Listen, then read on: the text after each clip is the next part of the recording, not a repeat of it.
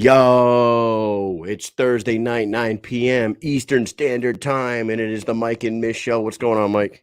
I'm chilling. What's going on with you? Dude, another day, another fucking dollar, another show. I'm excited. We got 3 awesome guests tonight. Another day, another $200. That's right. Yeah, a couple winners in the house right now. That's right. We'll talk about that. But we got a show for you guys tonight. We got the Hitman, Joe Elmore, coming on first, followed by one half of the main event at the Jackson Fight Night, BKFC Fight Night Jackson. Kaleb Harris will be following Joe Elmore. And then we'll round out the night with the opponent who is going to be fighting our guest from last night, Martyna Krol. Her opponent, Jocelyn Jones-Lybarger, will be on to round it out tonight. So without further ado, let's fucking introduce our first fighter of the evening, Mr. Joe Elmore. What's good? How are you, man? Hey, very good. You know, the last time we saw you, you were about the best dressed guy in Hollywood, Florida, rocking a blue blazer, button-up shirt with a chain and shorts. I gotta tell you, man, you had the fly sunglasses on. We got to meet your wife. It was a great night. How you been? Man, blessed, dude. You know, just excited to get back in the mix of things and getting ready to see what's next as far as fighting goes, man. Everything's good. Yeah, and the last time we saw you in the squared circle, of course, it was against a legend in Leonard Garcia. You did not come out on the winning end of that, but it was one of the best fights of the year. It was actually nominated for Fight of the Year by the BKFC. What an honor that must have been to share the ring with that guy. Yeah, I actually watched the podcast last night. Of course, you know, I coach Martyna Krol, so I saw y'all have her on last night, and I saw Diaz talk about that. I actually, just to clarify, I love Diaz too, but I also got Fight of the Night and got paid a $2,500 Fight of the Night bonus. It was the very first time in BKFC history that there was a dual Fight of the Night. So I doesn't mean to hurt his feelings, and it wasn't. I don't think Dave intentionally was like "fuck you," like he thought. I think Dave, when you have two legends in there on a main event, sometimes the main event, when you have two fights like that, that's just what happens. More people are going to hit the main event, but he's definitely my favorite fight on that card. But yeah, man, every fight I've been in has been a main event. That's what I go to fight. Like Justin Gagey said one time, I don't go out there to win. I go out there to entertain motherfuckers and get that fight bonus. I can go out there and lose and win a $50,000 fight bonus, and I'm still winning. So like I go out there to entertain. I truly love fighting, and that's why I pick Bare-Knuckle, man. It's as fighting as it gets.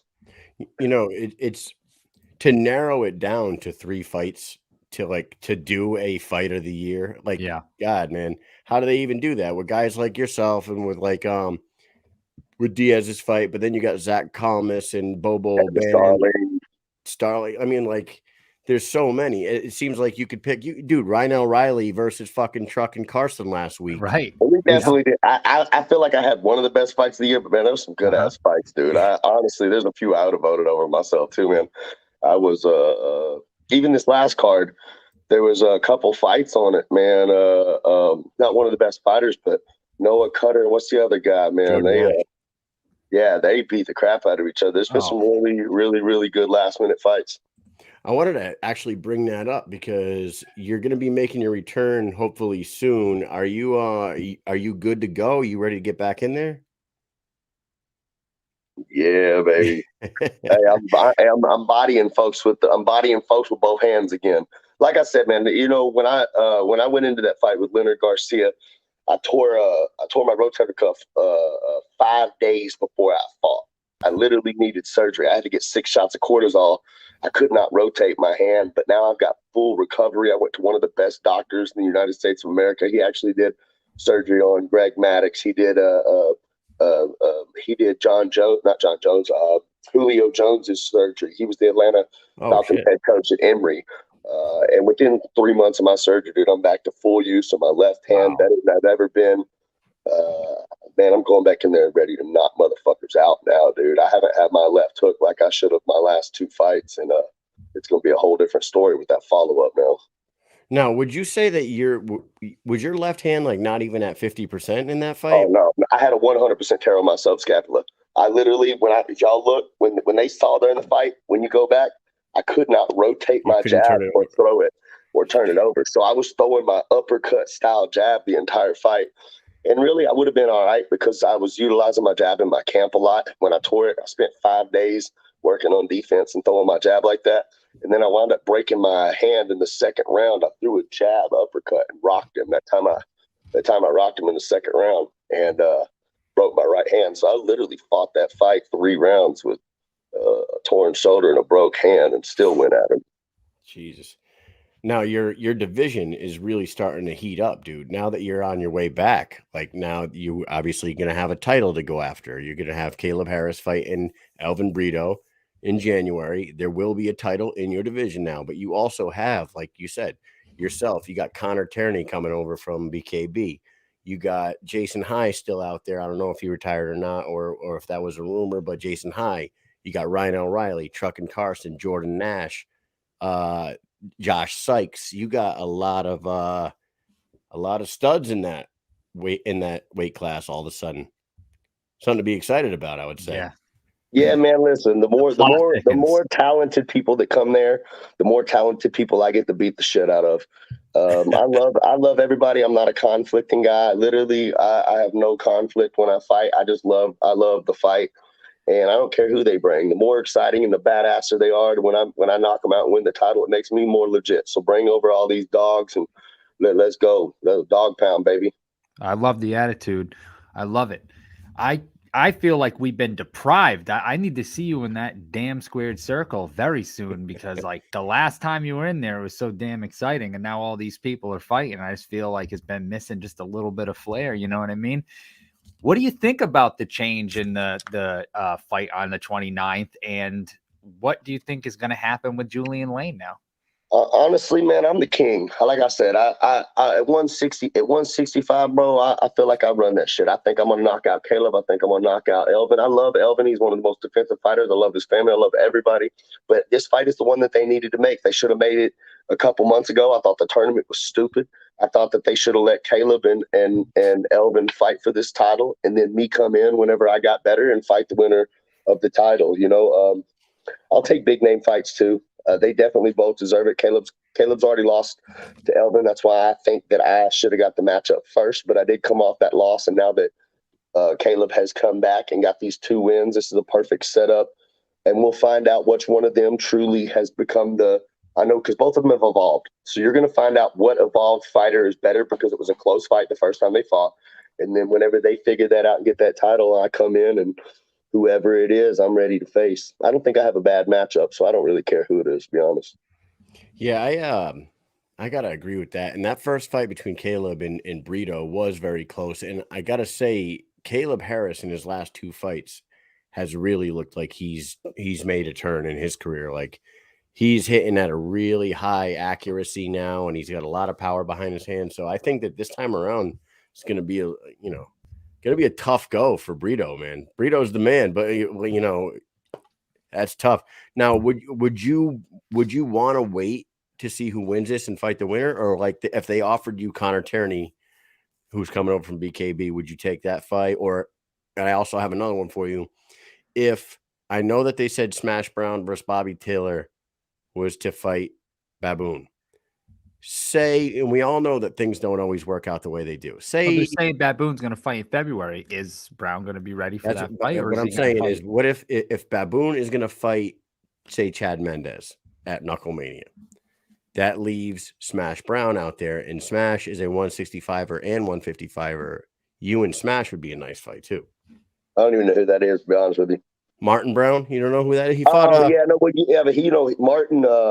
Martin's actually supposed to fight for the title at 155. And, me and him used to train together. But, yeah, man, I'll fight anybody, dude. Honestly, I don't think that's the fight I want because it's not as big of a name fight as I want. I'd rather fight like Mike Perry. I know that Julian Lane set himself up for that. But I want big name fights and title fights, bro. Like, it doesn't make sense for me to back up. And if I were going to do that, I would take my time and drop to 55 because I can fight 55 too. My whole career, I fought 55. I was able to make 145 at one point in my career, just like Mike Marine Richmond. I choose 65 because I'm more natural at that weight. It feels good, and yeah, man, I'll fight it. I don't give a damn. I'll fight anybody in the world. February, March, I'm gonna be ready to fight anybody in the world. As soon as they send me the paper, my paycheck don't change. They've already signed my deal and getting ready to go. And I'm I'm fighting whoever they bring my way. Man, a Joe Elmore Mike Perry fight would be a fucking scrap. That yeah. I didn't even think of that one because I was thinking Perry's more of a 175er. Even I'll fight 175. There you go. Okay. Listen, I've said since the beginning, my goal was to come in here, and my vision was I saw me and Elvin fighting for the title. I have these visions, man. I have these. It's like something I feel from the fighter part of me. It's kind of got to me. Me and my wife have been my manager my whole career, led by this right here. And I saw me winning the title from Brito, me and him facing off in a main event, and then me going and bumping up to 175 and fight for the 175 title. So it's in my aspirations to be the king at 165, 175. But I want the 165 title as my very first goal. And then I'll fight anybody in the world, but I want that 165 title. I don't want to say I'm king. I don't want to be the people's champ. I want to be the champion. And then after I get my goal and I become champion, put whoever you want in front of me. Because then I got that title behind me. The fights pay more. I'm more valuable, and it makes more sense. And that's what I'm here for. That's first ballot Hall of Famer talk right there. You know what I'm saying? The killers running around in those two divisions that you're talking about, this is no joke. Like you go pull off winning titles in those two divisions with Mike Richmond and Thiago Alves and then 165, you got Brito and Harris and these guys. Like that's no walk in the park. That would be a resume of resumes. You know what I'm saying? Yep, and I know I match up because I watched Leonard Garcia knock out Julian Lane for the Mexican title. Most people don't even know that. He won a bare-knuckle world title versus Julian Lane down in Mexico. I don't think anybody else has dropped him. Look what he did against Thiago Alvarez. Look what he did against everybody else. And Leonard Garcia, he came in versus me in one of the best shapes he had ever been in, and I came in at 50% Joe. So at 175, 165, at 100%, and I know for a fact I match up with anybody. I'm scary as hell because I'm one of the only people that's got a left hook and a right hook knockout. I think one of the scariest matchups and one of the only other people my size, my power is Mike the Marine Richmond. He can take a punch and he has knockout power. Very scientific with his fights. I believe one of the smartest IQ fighters. Reminds me kind of a Dominic Cruz, man, how he has his footwork and movement. Completely different style of striking, but the smarts and intelligent of what he's doing, the way he sets up things is really beautiful. Yeah, man, I've got a lot of beautiful fights in my head, bro. Yeah. Like I said, I imagine and I dream about fighting all these guys. I play matchups in my head with my wife all the time, like how I'm going to beat them and what I'm going to do to them and who's next. And Plan A, Plan B, Plan C. Yeah, I got it all ready to go in my head. I've got visions, man. It's funny. You know what? It's like you're saying these fights, and like I didn't even think about a Mike Richmond fight, but like it's kind of like a real credit to you because you and your style of fighting really matches up well with pretty much anybody. And you and Mike Richmond, you and Mike Perry, you and Thiago Alves, you and Julian Lane. My God, the possibilities are endless. What I've prided myself on my whole style. Anybody can go watch me fight. I fought pro Muay Thai, pro submission grappling. God, I got 50 pro submission grappling fights all over the world. No matter what, man, I do not have a boring fight because I'm ADHD, and that it's truly in my soul. It translates to my fights. I get bored, man, and I'll let go of shit to keep a fight exciting sometimes. I've been in the middle of a submission and be like, I don't like this shit. And I transition to something else and start pounding his face in. It's weird. After the fight, my coach yells at me and stuff, but I'm like, but it's just my style, man. I like to have fun. I go out. I went to Worlds in 2013 for grappling, and it changed my life. Because I went out there and I tried to set this dude up. I can do a wrist lock while a person guillotines me. I have a special wrist lock that I use. And I got tapped out trying to set some guy up. But he's a world champion grappler. His best submission was the guillotine. My coach comes up to me afterwards and he looks at me and goes, hey, man, you know what's wrong with you? And I said, what's wrong, coach? He goes, that's the first time I ever seen Joe Elmore not have fun. He's Brazilian. Of course, I got to do the accent. And he's like, well, listen, next to fight, you used to go out there and you used to have fun, okay? And I'm like, hell yeah. My wife come up and she kind of, she's my hype man in every fight. She's like, baby, you're right. Have fun. So every single fight before I go out there, I'm trying to, first off, I vision that they're doing something bad to my wife. My wife always tells me, hey, man, Imagine that they're trying to hurt me in an alley when you go out here in this fight, and you can go out there and take that anger because I love them, right? So I have to defend my wife's honor. That's what gives me the anger. But I also go out there and go, by the way, man, I got doctors, lawyers, millionaires, cousins, uncles. They're all out here cheering for me to either win or they're cheering for me to lose. And I control every one of their emotions in that moment. And I'm having fun. So when I go out there, it's a vicious, violent fun fest. And I'm out there having fun, man. I don't ever feel the hits. I'm fucking having fun, bro.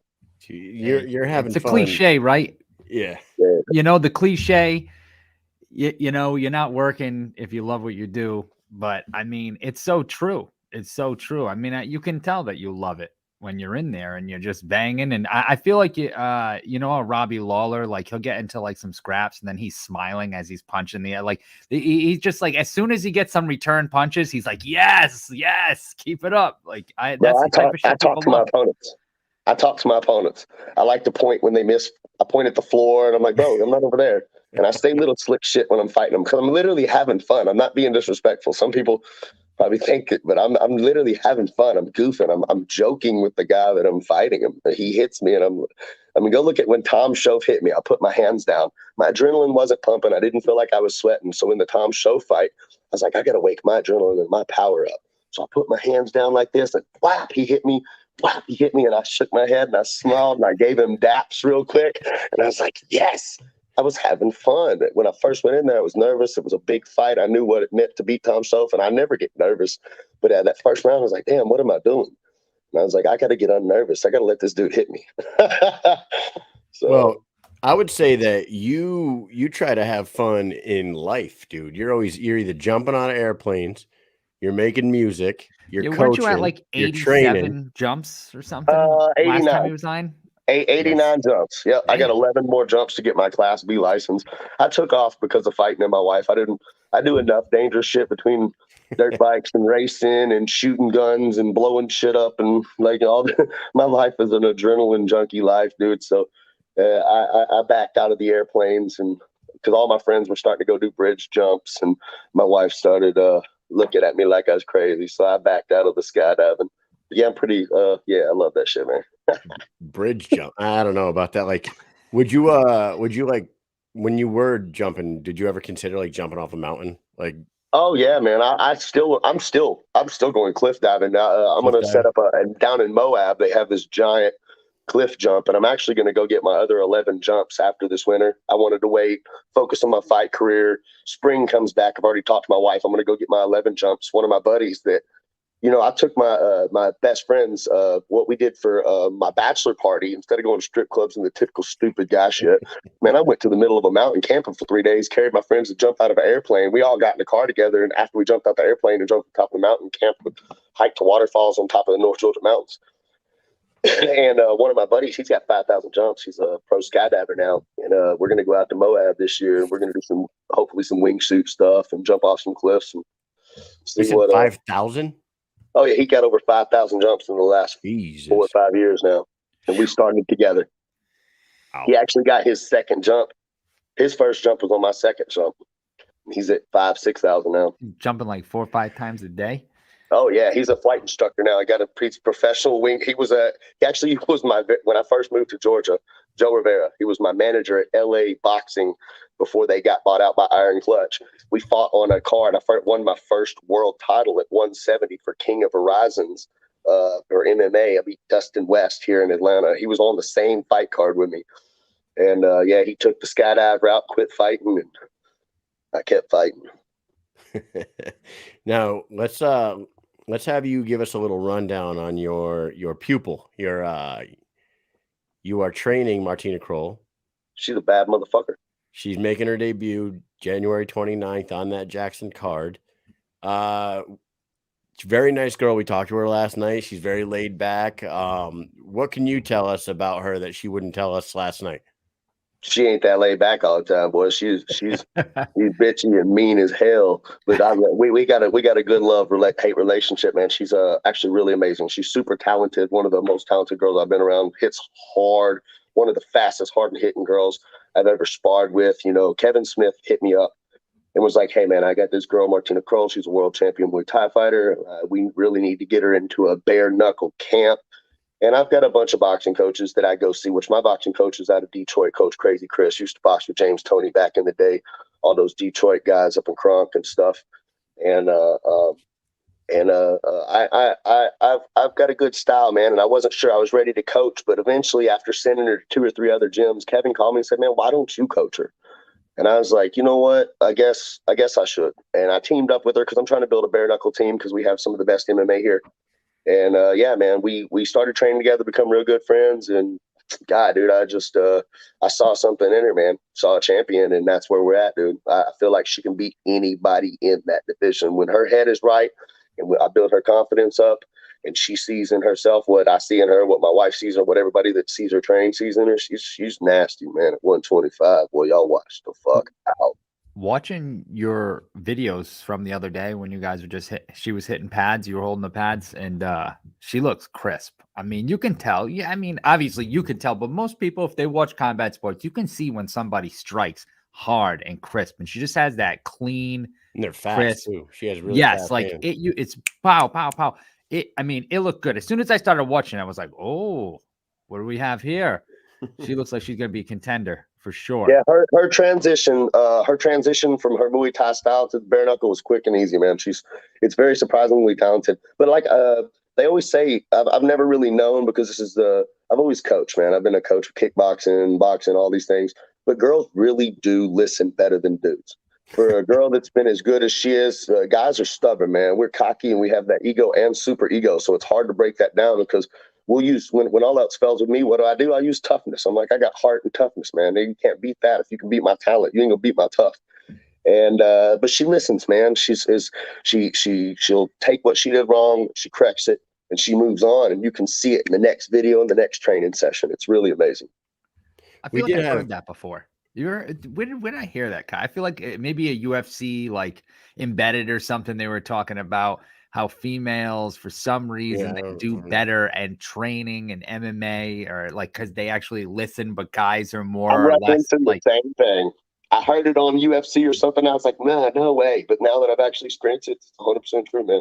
Yeah, we're damn stubborn, and the girls listen, and it's amazing I feel like she's going to be a world champion. I'm going to be the world champion, and I'm going to be coaching a world champion. We're going to have a world champion coach right here in BKFC.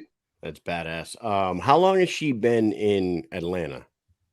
Do you know? I think maybe 3 or 4 years. We've been training together about 7 months, but I think she's been here 3 or 4 years. Explain to me this, then, Mr. Elmore. I know what he's going to say. How in the hell does a girl live in Atlanta for 3-4 years and not know who the fuck Outcast is? Bro, I was watching the podcast last night. I damn near cussed her out. I did cuss her out. I said, "What the fuck? You don't know who Outcast is? I'm punching you in the face tomorrow." That was what I texted her. Oh, nice.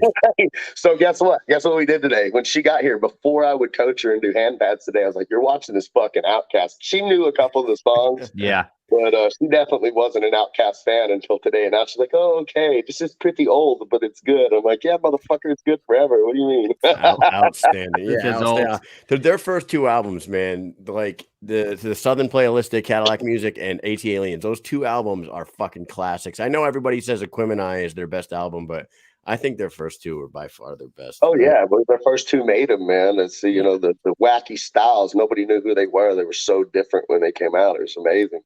Now you're putting music out, right? Oh yeah, man. You know, some people know, but every time I walk out, the Hitman walkout song is actually me and my buddy Jay Killa rapping my own walkout song. I rap my own song.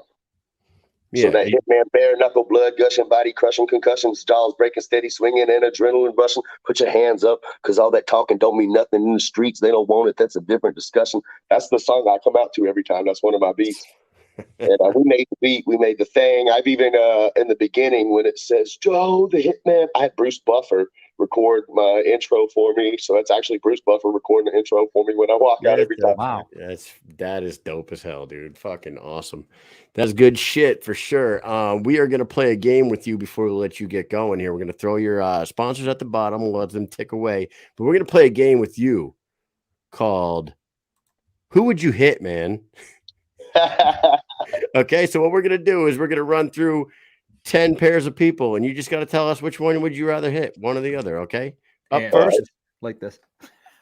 up first, Oprah or Barbara Walters. Or you could punch Oprah. He says Because if Oprah. Oprah hit me back, I'd be rich. I'd sue her. There you go. Yeah. Just provoke her ass. Number Yeah, 2. hell yeah. Brett the Hitman Hart or Shawn Michaels. Oh, Shawn Michaels, Hitman Brotherhood. I thought maybe you would hit Hitman Brett code. and just keep the nickname, but No, I'm Hitman 187. Hey, Hitman lineage. We all stick together. I'm riding down. it's one big Hitman family. I love Yeah, it. you know when you watch those Hitman movies, they're like that anyway. They have this little spot they meet. They get their little coins. They go out and they kill everybody. They come back together. All right, number 3, John Wick or the Punisher. Oh, the Punisher. John Wick's a badass, and he killed somebody over his dog. I don't fuck with people who kill over dogs. Number 4, Brandon Lambert or Tyler Goodjohn. Both of them, because they won't quit fighting. I love both of those guys, man. But I'd punch both those motherfuckers because they get on my nerves twice as much as I love them. All right. Number 5, Tom Brady or Peyton Manning. Tom Brady. God damn, I've hated him my whole life. Peyton Manning from Tennessee. No, Tom Brady's the greatest alive. He's the greatest quarterback that's ever existed, but Peyton's my dude. Go Tennessee. And also, I would imagine that you're a Falcons fan and that the 28-3. Go Cowboys. You're a Cowboys fan. Okay. Go Cowboys. Hey, look, my wife is a huge Falcons fan, and I support the Falcons when I'm there. But, yeah, man, I'm a Cowboys fan because we them boys. Man, why would anybody want to punch Brady in that damn jawline, man? Come on. Because he's so good at football. He's broke my heart and my bank a few times on betting online, man. Brady's just, God, he's a destroyer. We're just saying, even still, Super Bowl win last year. And then the last game, he wins in overtime with this friggin' touchdown throw and all he needed was like 3 yards or something for the first down in overtime. Unbelievable. Fucking nuts. Hey, look, all you got to do in Atlanta is say 21-point lead, and everybody knows what we're talking about. Oh, yeah. One of the greatest fucking nights of my life. We're New England boys, so you know that. I know. Yeah. Number 6. Outcast or Migos? Migos, because I know the Migos. I've actually been around them in a recording studio. There's a few times I probably wanted to punch them. So I was just gonna say maybe you already have punched one of them. Almost. Number 7, Misfit or Cyborg? Cyborg. I love Misfit. She cool as hell. Number 8, David Feldman or Nate Shook? Both of them sometimes. I love the same love-hate relationship. I love both those motherfuckers, but I think we all want to hit each other sometimes. Here we go. Number 9. This one, I know you're gonna like this one. Joe Biden or Kamala Harris? Both those motherfuckers. Is that all I can do? I only get one punch? Yeah. Well, we'll let you. You like the Three Stooges when they line up and you just smack them all? Yeah, well, stupid is as stupid does. I think they're punching themselves in the throat. So, and last but not least, here we go. Real one. Kaleb Harris or Elvin Brito? Both of them, man. I'm gonna snatch the title from whoever wins, and then whoever after I win it, whoever wants to win it for me, I'm gonna wind up punching them. So both of them. So if you had to choose, of those two that are fighting in January, you'd want to fight Elvin? Elvin's 4-0. Kaleb's 2-2, just because rankings, out of respect. Elvin earns respect, man. That dude is one of the most. He's a little Floyd Mayweather, man. He's hard to hit, dude. Elvin's not one of the most offensive guys, but he's one of the most defensive offensive guys. A lot of guys with defense like that cannot counter strike. For example, the dude, I don't remember what his name is, but God, dude, you have to run a marathon to catch his ass. He thought he won on that last fight. He was holding his hands up. God, I won. And he was cussing. He flipped off the crowd. I'm like, bro, you didn't do nothing but win a fucking relay race. And Elvin, he has a way to run and then make you think he's running and come back in and pop you, dude. I got a lot of respect for that dude. He's super talented. There you go. All right, so take a second, shout some people out, and then we'll let you get going. All right. Before you leave, I found there you are. Oh, look at that! Look at that dapper as ever. You got Ocho Cinco sneaking in the background. Oh yeah. Yeah, that was a pretty cool moment, man. I was sitting backstage, and that Ocho Cinco, actually Brian walked up to me because they had just fought on that the boxing card, him and Brian Maxwell. Yeah. And Brian walked up to me and goes, "Hey man, I don't want people messing with him." And everybody was coming up and asking for my autograph as I'm standing by Ocho Cinco, and I'm realizing that he's sitting here watching me, and my wife's got a video of him asking to add me on Instagram, and I was like, "What the fuck?" Yeah, and I'm sitting here playing it cool as hell in my blue suit, like Ocho Cinco add me online. Oh shit, okay. I done fucking made it. It's a surreal moment, man. That's awesome. Yeah, I'm sitting here about Ocho, and I'm the one signing autographs. What the fuck? You know what I told him that night? I was like, "What's going on, man?" I was like, "How you doing?" He's like, "I'm all right." I go, "You know, I was never a fan of yours until you became a Patriot." So, he's a really nice dude, man. I honestly, after hanging out with him that night, he's way different than he was portrayed. But I believe with the media, you know how that is. The media plays everybody out, and they took what he was doing and they played it and made it worse than it was, because he's a pretty good dude, man. Yeah, he was super cool that night. All right, go ahead, shout some people out, and then let you go. Let me go ahead and say Innovative Aquatics, Creasy Law Firm, Cigar Store Idiots, Higher Realm, House of Sounds, Hardline Roofing, Rooftop, Eat Clean Bro, Trendsetter Brand Company, of course, Joe Hitman Elmore, the best fighter in the world right now at 165. If y'all don't know who he is, look him up. He's a pretty cool dude, if you ask me. Atlanta Rapping Tested and Bare-Knuckle Fighting Championships, the #1 bare-knuckle company on earth. We're coming. Real quick, Cigar Store Idiots. What is that? Podcast. It's a couple. It's some local guys up in Rome.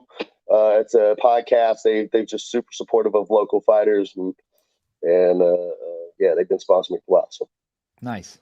Outstanding stuff, man. Joe, we can't wait to see you back in there. Hopefully it's sooner than later. Thank you for giving us some of your time tonight. Awesome. Oh yeah, don't forget my wife, man. If it wasn't for her, dude, we're literally one of the best teams out there. We're coming, man, and thank y'all so much for having me. Thank you. Thanks a lot. Have a good night. See you. All right, that was the Hitman. I don't know, this guy coming up next, he's going to have something to say about that last little thing there. But you know what? If you don't think you're the best in the world at what you do, then what the fuck are you even doing it for? That's right. That's you right. know what? Everyone needs to expect that out of all of them. With that said, we got our second guest in the weight room right now. He is one half of the main event, January 29th, fighting Elvin Brito for the new, right? This is the first time they're ever going to have one, right? This is the 160. We're going to ask him why it took so long, but for the 165-pound strap, Kaleb Lionheart Harris. Here we go. What's going on?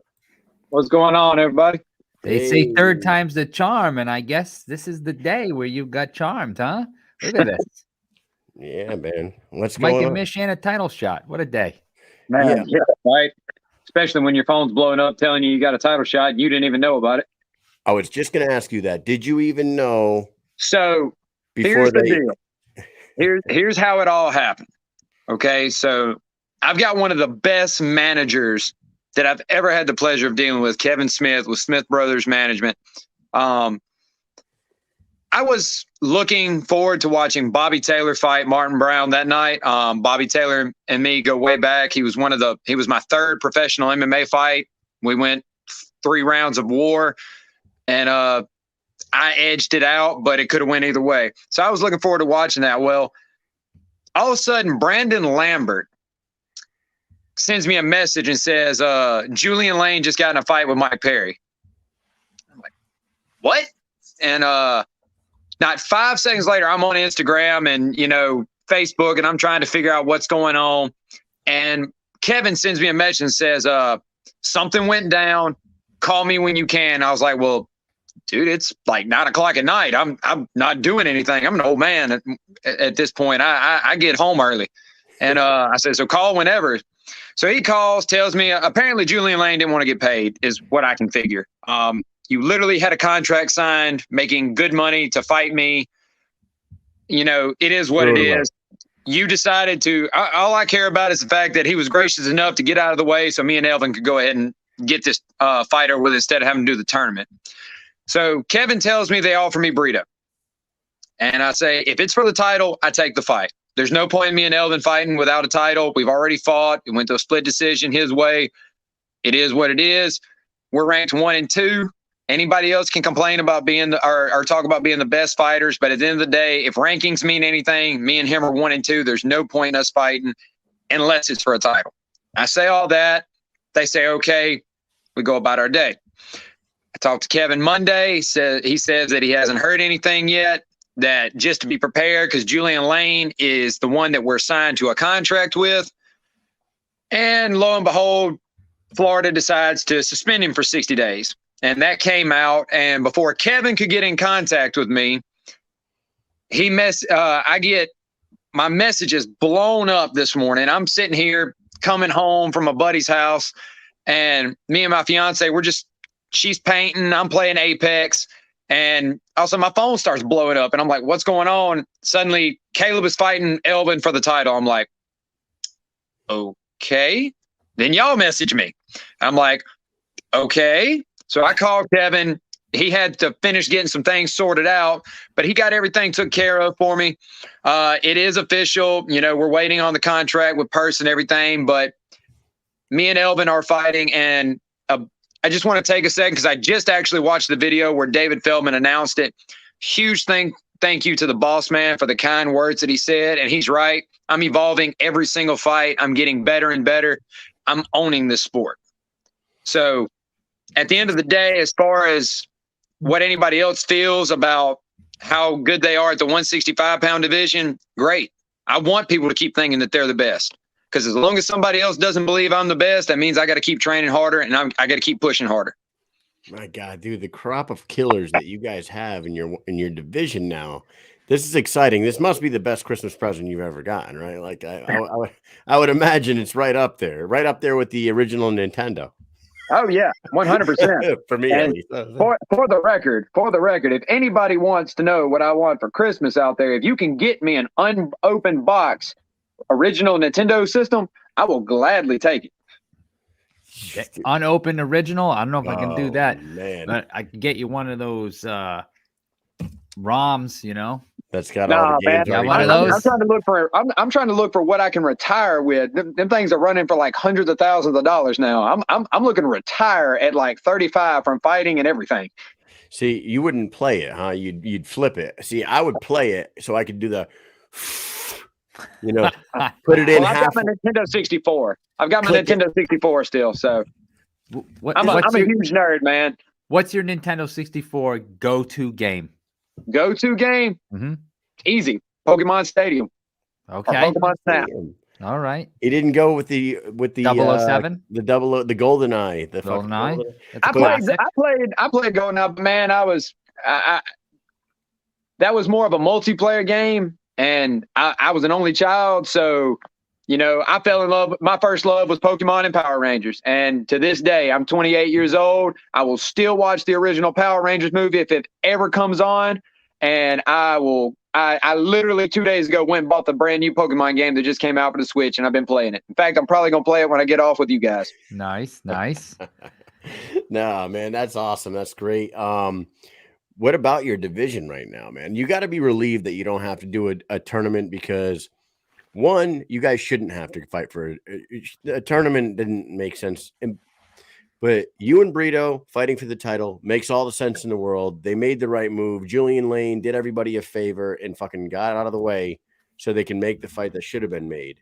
Then you got Joe Elmore, who's coming back from his injury. You got Connor Turney coming. You got this new crop of fighters: Ryan L. Riley, Truck and Carson, Jordan Nash, Josh Sykes. We just had this conversation with Joe. You got to be really excited about your division right now, right? Oh, I am, man. Anytime I see somebody fighting in my weight class, I'm excited. I'm a fighter at heart. My dream has always been to be a world champion, and I'm a trailblazer. I want to be first. I want to be the first guy out there. I wasn't able to be one of the first guys, but I'm one of the OGs in Bare-Knuckle at this point. I got on at BKFC 5 with Harris Stevenson.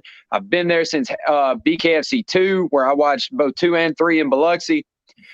with the division, you're right, man. It's stacked. It's becoming stacked. You know, a lot of people want to say there's not a lot of fighters, but what we don't have at 165 as far as quantity, we make up for with quality. Like Joe Elmore, one of the best in the business at 165. Connor Tierney over there in the UK, you know, he's great. We're gonna see how he plays with us American boys. You know, he's called me out a couple times on Instagram, so it's gonna be good to see him in my hometown and, you know, talk to him and stuff. I ain't got no beef with nobody. I understand. You know, we got to sell these fights. That's how we make our money. If it was my opinion, it's like I told you last time. Me and Elvin should have went ahead and fought for the title. And once I won, Joe Elmore should have been lined up to fight the winner. So, you know, at this point, Julian Lane, like you said, did us all a favor. He got out of the way, and I don't know what the issue was with Elvin's opponent. I had heard talks of different people, but, you know, it is what it is. I didn't actually know until tonight that Joe or Connor were going to be on this card. But I'm excited for it, man, and I'm excited for Jackson. I'm proud to say that I brought BKFC to Jackson. I text David Feldman and Nate. Actually, I text David personally and was like, what do I got to do to get you to come to Jackson? You put me and Elvin fighting for the title, and I will sell out the show. And so far, I've sold, I don't know, $11,000 worth of tickets. Holy shit. You know, I'm telling you, Jackson is my hometown. I'm originally from a small town in Lake Mississippi. I'm a Scott County boy, born and bred, but I moved over here to near Jackson, and Jackson's the closest thing that we can put it on. And I'm telling you, we're about to show out come January 29th. How far is Jackson from Biloxi? About 3 hours. 3 hours. Yeah. That's not bad. That's easy ride. I was going to ask you, obviously it's great you get to fight in Jackson, but what are the differences that you see? Like if you go and you fight somewhere else, you go to another state, it's like you're over there, you're doing your own thing, but now you probably have all sorts of people. Do you feel like there's family, friends, local businesses, anybody that just taking up more time? You feel like you have more to do now because you're in your hometown, like distraction wise, you know what I mean? Like, is it harder, or is it just like, hey, whatever, I'm loving every second of this? Not really. So because I've been in this sport for a while, people don't realize, because I'm just 28. I know I talk like about being old, but I'm 28 years old, but I've been fighting for 10 years.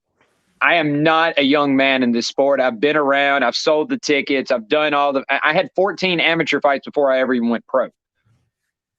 I'm kind of the one that at this point in the game, I'm like, whether it's family and friends or teammates, I'm like, I'm selling tickets. If you want one, buy one. Don't tell me to hold. Don't tell me to do anything else. Buy one, put money in my hand. I'll write you down. When the tickets come in, I give them to you. It is nice being close by so that if an incident occurs to where, you know, tickets don't come in like last time till like 8 days out from the fight, that I can give them to my fiance, or I can give them to my dad and say, hey, I got to go run. I got to go train. Go take these to so-and-so, and they know where to go. I'm not having to worry about people coming in. But I'm excited, man. I got friends. I got a best friend of mine who's no longer in the Air Force, but his wife still is, and is stationed in Nevada, in Las Vegas. They're flying in to come watch me fight. Got several people that are coming in to watch. It's nice fighting out of town, because you never want to just, if you're in this sport for the long run, you never want to be a local hero. You want to be a hero all around. But I always imagine, like, when I'm out of town, like I'm on a Viking ship, you know, I'm going to new lands and I'm conquering those lands and taking them. But now we've got enemy Vikings. They're coming to my homeland. They're trying to take what's mine. And if you think I'll fight hard to gain new lands, you ain't seen nothing when I have to defend mine. Dude, the attitude, like, not attitude, like the drive that you speak with, and like Joe Elmore, you guys are all cut from the same cloth, man. Like I wouldn't want to try to take your land, honestly. I mean, I let Mike try. I'll fucking back off and just. Well, I'm you good, don't bro. want any of this. I'm So.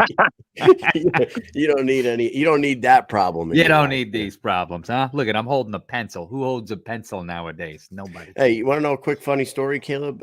Me and Mike were in the same unit for like about 2 years before we deployed with each other.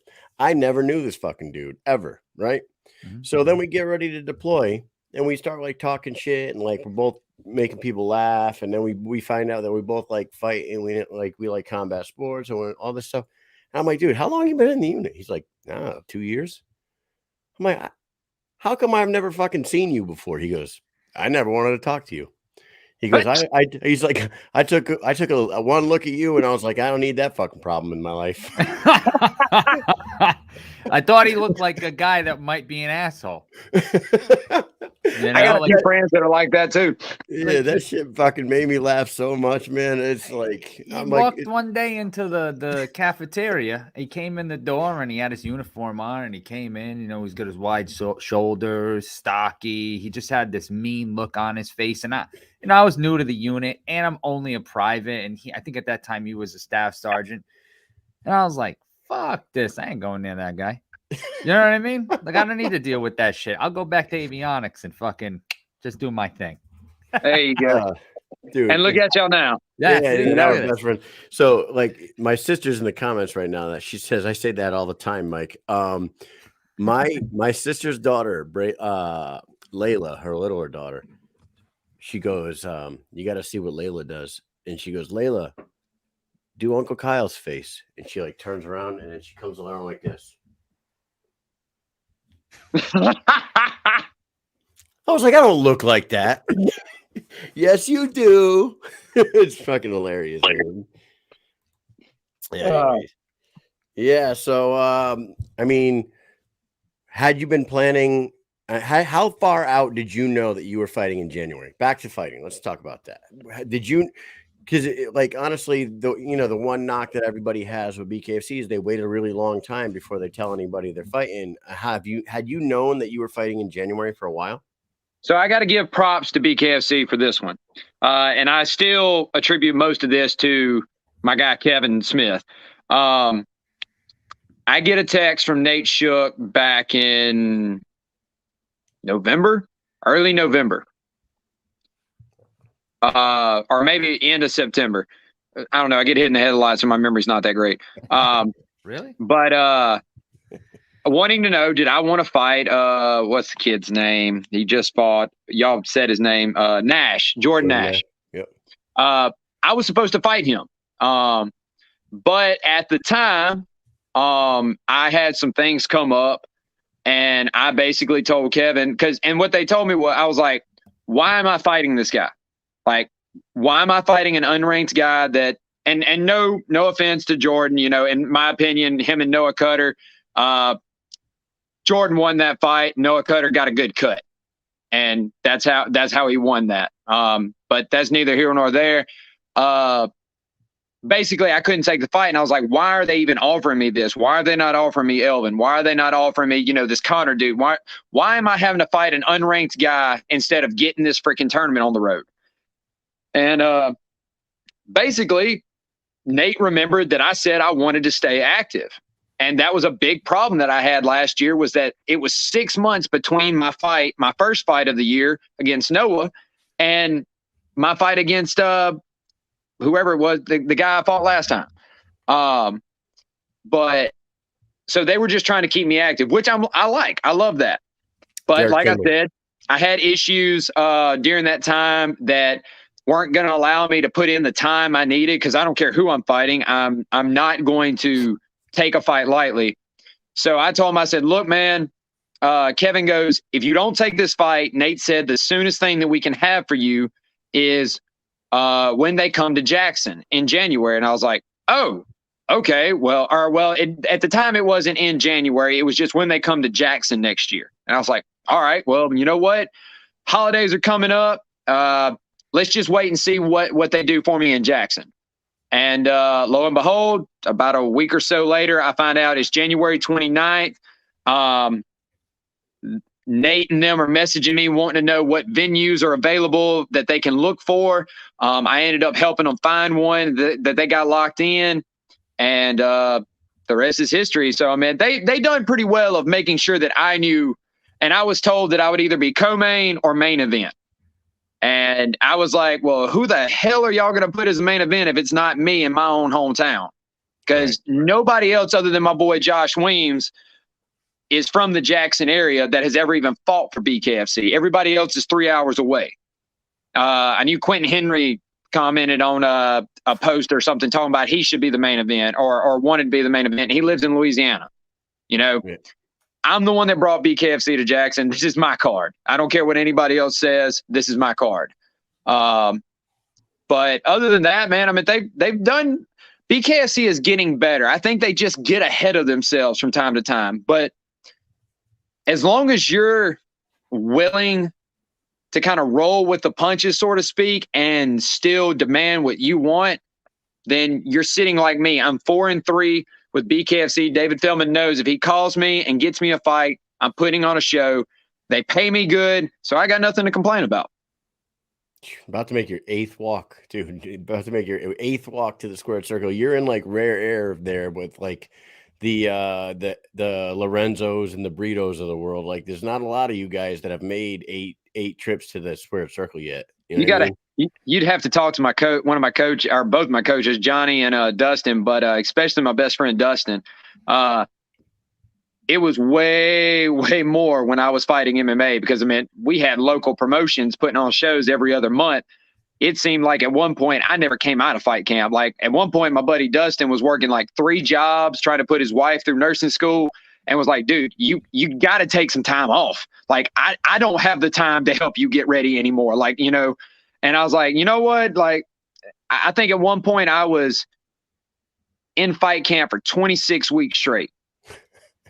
And when I'm saying fight camp, I'm not meaning I'm just doing rounds and that's it. I'm talking about I'm teaching classes, then I'm doing a kickboxing class, doing a jiu-jitsu class, and then I'm spending an hour doing rounds with all professional fighters for 26 weeks straight. And you're still holding a job at the same time, or? And at the time, I was holding on to a job. No way. Yeah, that shit's crazy, man. Yes, it is. Absolutely nuts. Well, you know what, man? We were so happy to hear the news today. BKFC dropped that little gift for you. Oh, that was great. You know what's funny and interesting enough. Mike Perry got a 60-day suspension. I wonder if that 60-day suspension is up right around, like, maybe say the 16th or 17th. Well, February. yeah. So he's available for the February 18th. Well, what day did it happen? Knucklemania 2 is, I think, February 18th, right? Yes, it is. February 18th. Man, I wouldn't be surprised. I mean, at this point in the game, there's no point complaining about UFC's, ex-UFC fighters. And I mean, as far as I'm concerned, Mike Perry's done nothing, wrong. I mean, he left from one of the top promotions of fighting in the world, chose to come to BKFC. They're helping him by letting him commentate, stuff like that. He's bringing a lot of clout, and people are just trying to jump on his coattails. And so, like I said, I'm glad he came because now Julian decided to go pick a fight with him. Yep. And just kind of paved the way for me to go ahead and get this title fight out of the way. It's fucking awesome, man. Yeah. Well, you know what? You gotta be on cloud 9 right now. Looking really forward to this fight with Brito. Everybody's looking for a second fight with Brito with you. It's the one that makes sense. It's the one everyone wants to see. We're gonna do a speed round with you, and then let you get up out of here because I know you gotta go to bed. I know you gotta go to bed early, you old man. Right? Yeah, I got to be up at 5 o'clock in the morning to go teach a 6 a.m. class. Right. I know you do a lot of work for suicide prevention too. So what we're going to do is throw the number up there like we did last time. We'll throw the number there at the bottom. Everybody, somebody that needs help. You never know who, you never really know, dude. Honestly, in the military, we deal with it all the time.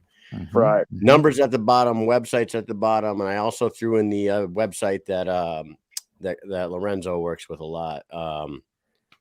Where is it? What the hell is it? To stop veteran suicide, whatever. I can't remember what the hell it's called. I'm an asshole. But it's like It's for veteran suicide. You're such an asshole. Yeah. Whatever. God. Speed damn round it. with the Lionheart. One half you of the screw main that one event. up? About to be a motherfucking champion. Here we go. Speed round number 1. What's your favorite Christmas movie? How the Grinch Stole Christmas, the Jim Carrey version. Ooh. Yeah. Okay. All right. That's an unusual one. Number 2. Hey, just to go back to that National Alliance to End Veteran Suicide. That's what it is. Yes. Number 2. How soon after Christmas does your family start taking down the Christmas decorations? So if I don't go do it, It never also, gets to. for the record, Christmas lights in the house. But if I don't do it, then my family used to be the generic, like, old down south house that kept Christmas lights hanging from the trailer all year round Until Halloween. And then the lights Basically. turned orange and purple. Oh, dude, that's awesome. We have a house one neighborhood over from me. I swear to God, you remember those really big color big bulbs? Like Yeah. the big ones? They have those on their house year round.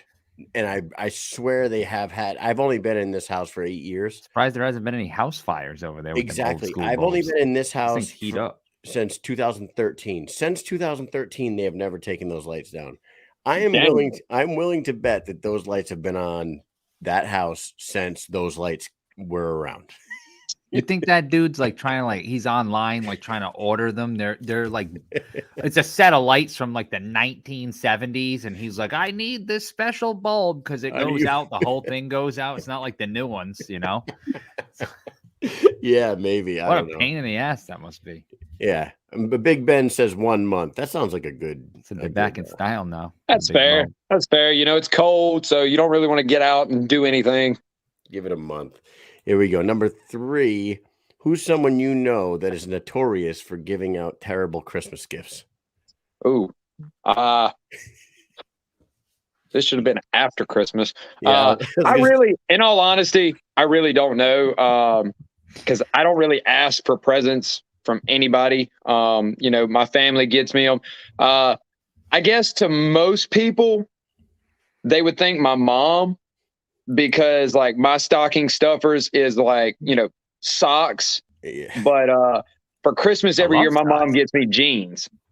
And people are like, well, Kaleb, why don't you go buy jeans all throughout the year? You know, I'll end up ripping jeans or something. They're like, why don't you buy jeans? I was like, no, my mom's going to get me jeans for Christmas. They're like, and I'm like, and so I don't have to go buy jeans. Like my mom buys me 3 or 4 pairs of jeans for Christmas. And that's the jeans I wear that year until I wear them out. That shit is hilarious, man. Number 4. Here we go. White lights or colored lights. But I think the answer is right above your head, right? Actually, no, it's not. Those are because my fiance likes the clear lights. But I personally enjoy the colored lights. I enjoy the reds, the blues, the greens. I love all of that. My ADHD gets a kick out of it. So Yeah, especially if they shine and sparkle.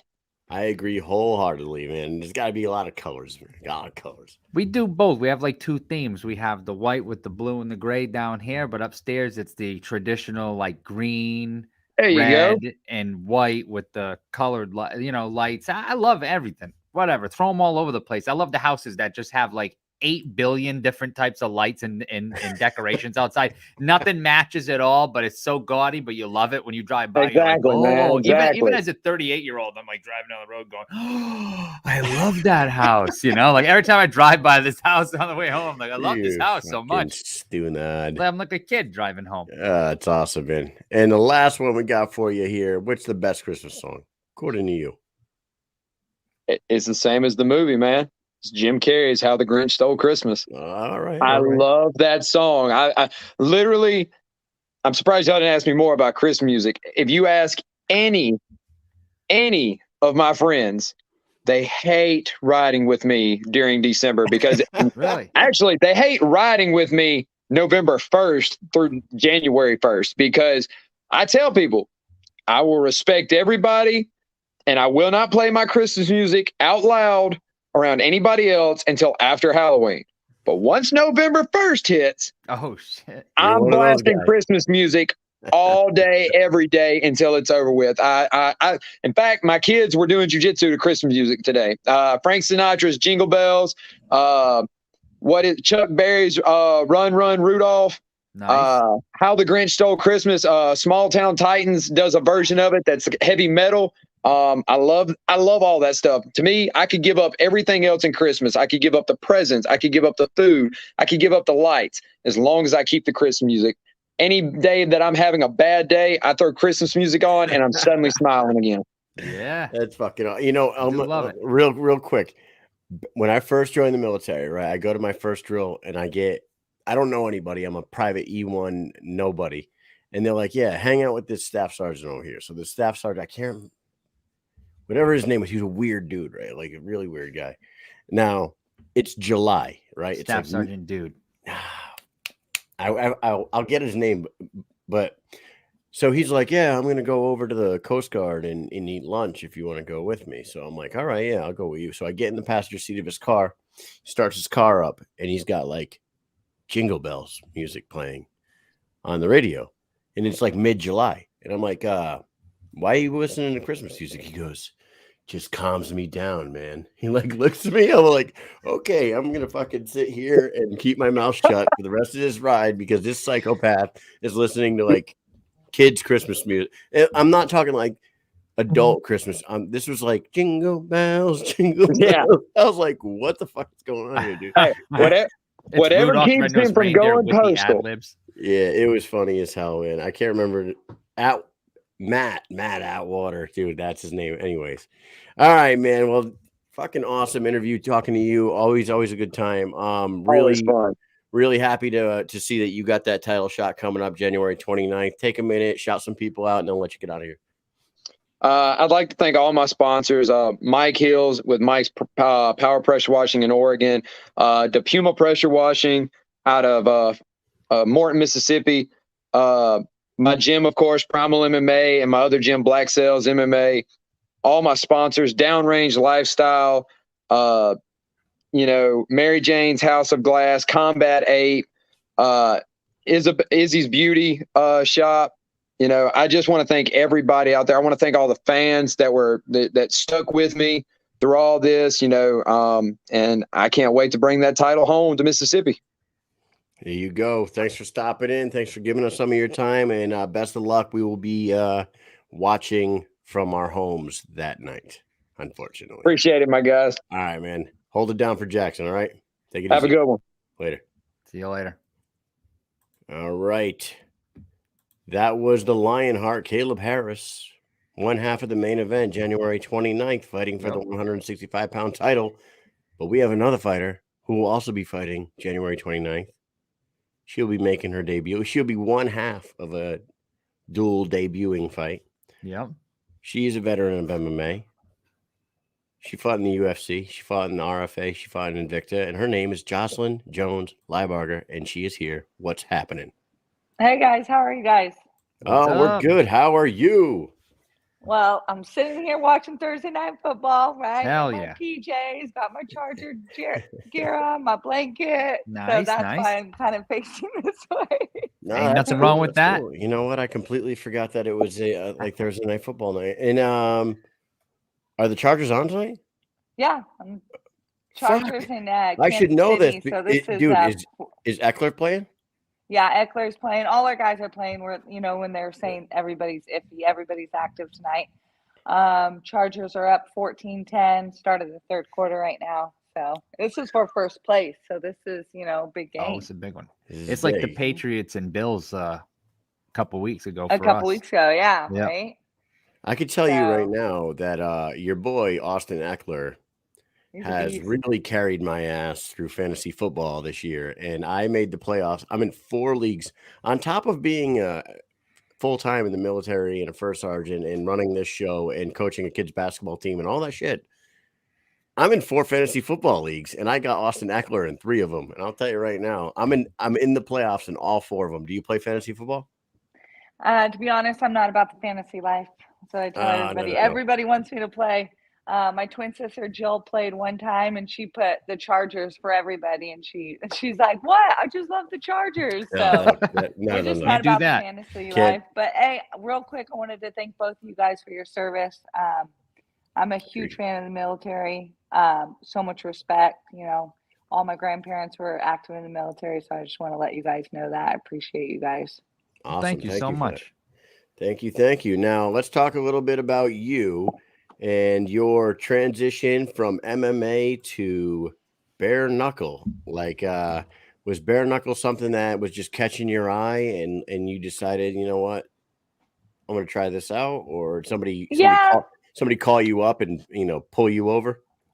No one called.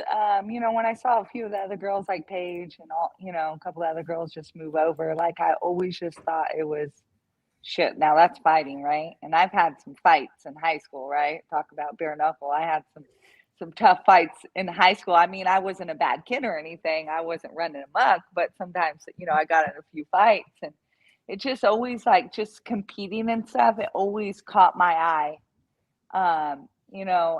In the beginning, like after I retired and started watching it, my wife was like, no, like that, no, that's bad. And then my mom was like, no, but I was just like, something was there. And I always relied, when I was fighting, I always relied on my boxing, right? My head movement and stuff. So I just thought, okay, well, I think I could, I know I could do it, right? But just missing being in the gym and competing and, being around my teammates, being around coach, like that's what I've been missing. And after I retired, like I would hop in and out of the gym, like when Lauren Murphy was still at the lab, help her with rounds, help Courtney Casey with rounds. Like I would just, I'm still very active, right? When I'm not fighting, active lifestyle, working out every day. But then I was just like, fucking, I want to do it. Like, let's do it. I called, Danny, my, old manager, and I was like, hey, can you get me in? He's like, yeah, let's do it. So then here I am. There you go. Yeah. And you have a resume, you have a good resume. I mean, why not? Right now, the girl that you're fighting, I happen to know, I talked to her manager, and they had been really trying hard for a long time to get her an opponent. Shout out to you for taking that fight. I don't know if you even knew who she was or not, but I guess they had tried several different opponents for her, and supposedly nobody wanted to take it. So shout out to you. I'm not trying to be rude, but remind me her name again. Martyna Krol. She's a she's a world champion Muay Thai kickboxer, but you know what? You're going to be doing it January 29th. It's very exciting. I can't wait to see it. I'm excited for that. Like I did get a, call probably about 5 weeks before that Tampa Bay card, November 12th, to fight Perla. And I was like, dude, I'm down, but I had to go to Austin, Texas for something else. I would have been all over that one too. To fight Pearl? To fight Pearl Gonzalez. Oh. And I was like, Danny called me, hey, November 12th in 5.5 weeks. And I was like, God, I'm going to be in Austin. I already have it. I had a wedding to go to. So, yeah. But I was like, oh man, I would have done that one. But then when they text me her name, the date, I was like, perfect, let's do it. So, that's too bad she couldn't get a fight. I think it's funny. We were talking about this with Coach the other day, is that, John Crouch, a lot of people think they want to fight, right? Until you're really doing it every single day, right? Training every single day like you should be, right? Not just hopping in the gym once in a while. Like it takes a toll. It's hard. It's not easy. You have to have like a different mindset, just like what you guys do, right? Your shit's not easy. Like you have to have a different mindset. I think that's where people get stuck, is that they can't get there. It's hard to get there. Everyone thinks they can do it until they actually are doing it. And then you find out who the real ones are. Yeah. And then you weed them out. And I'm training with, still everybody at the lab. Our team's stacked over there, right? But we have 2 girls who are making the way into MMA from boxing. Combined, both of those girls have 130 boxing fights. Those are my training partners. That's who I'm sparring with. Those 2, okay? And Courtney Casey. You guys know Courtney Casey, right? I have some legit sparring partners that Like I got rounds tomorrow. We do our hard rounds on Wednesdays and Saturdays, but I got to do mine tomorrow because I'm flying to Chicago Saturday morning. So, coach, make sure, the schedule is ready. Jocelyn, your rounds are tomorrow afternoon. Okay, coach, I'll be there. Like that's how we organize it, right? Fight camp started Monday, so everything's, broken down on what we're doing now, for a boxing fight. So I'm excited. What caught your eye about Bare-Knuckle? Have you been a fan for a long time? I wouldn't say for a long time, not until the girls moved over. Like once Paige moved over, okay, I started paying attention to it. I started watching it. She made the move and a lot of girls followed, right? Because people have respect for Paige. And I have respect for her, right? So once that happened, I started watching it, started reading the rules, from the clinch, the active clinch, really looking at how the ring cage is, right? So yeah, I mean, I'm just excited to compete again. Did you see the triad combat a couple weeks ago? I didn't. Triad combat is like another like avenue for yes, the triangle ring, yes, right? But they wear MMA gloves. It's not bare knuckle. We're Frank Mir fought. Yep. Yes. Okay. So I just didn't know the name. The rules there are kind of crazy. They're like bare knuckle rules. They're like, if you look at the rule set for bare knuckle, it's pretty much the same thing. You could fight in the clinch. It's boxing, but you're allowed to dirty box. Mm-hmm. But in this one, they wear 4-ounce gloves. Yeah. And like you're not allowed to foot stomp, but you could step on the person's foot and like plant it so they can't go anywhere and like beat them while you're stepping on their foot. You could backhand, you can Superman punch, stuff like that you wouldn't be able to do in bare knuckle. So that's another up and coming sport that's kind of interesting too for a person like yourself. Yeah, they're all starting to come around, and there's just so many fans too who like that kind of shit. I feel like a lot of things are coming out where they're like, oh, what would be exciting? Let's take this over here. We'll plop that in. And oh, I like that. Let's take that ring. We'll throw this over here. I mean, I feel like it's all, it's geared towards that, people just beat the shit out of each other and get knockouts. Because, the casual fan wants to see somebody get knocked out and two people just punching until someone falls. So they try to get the rules in there. They just take them. They try to make it as crazy as they possibly can. And I feel like that's what that triad combat series is all about. Mm-hmm. We'll start our own, Mike. We'll be called the Mission Accomplished Combat, right? There you go. Spinning back fists and spinning kicks only. And there's no grappling, but you can only do standing guillotines. Oh, great. Yeah. And you can get a folding chair one time. You get a folding chair and a broken light bulb. Yeah. On the military base. Yeah, hell yeah. Have you ever gone on like a USO tour? I was asked my first year, after my first UFC fight, I was asked. But at that time we had a lot of swim meets for my daughter at the time, and I just couldn't get away. It was like almost 3 months or something. And like, I was excited about it. I was like, oh man, I want to go. But we just couldn't make it happen. A buddy of ours in our unit was just telling me yesterday, I was talking to him about this because we were basically what we do at work is talk combat sports constantly all day. Wow. so like fresh on our minds was the Poirier and Oliveira fight from the other night. And we started talking about how Gaethje's going to get the fight, but it really like the one that really interests me more is the winner of the Makhachev Beneil Dariush fight.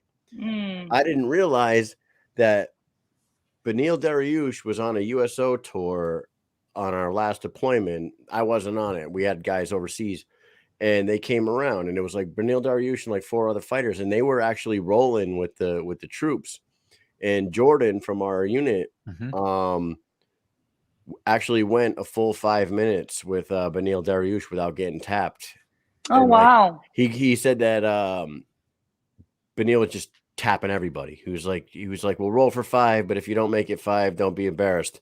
And he's like, boom, 30 seconds, boom, 30 seconds, minute, 30 seconds. Everyone's just getting tapped out. And Jordan rolled with him for the full 5. And like, that's awesome. He dapped him up pretty good. That's a pretty cool story. That's something to smile about after, right? Yeah, when you go back to your barracks room and watch a movie on your laptop. None of us believe him. We're like, nah, that didn't happen. Yeah. Nah, that's awesome, man. Now is your fight with Martyna, is this at 125? Yeah, 125.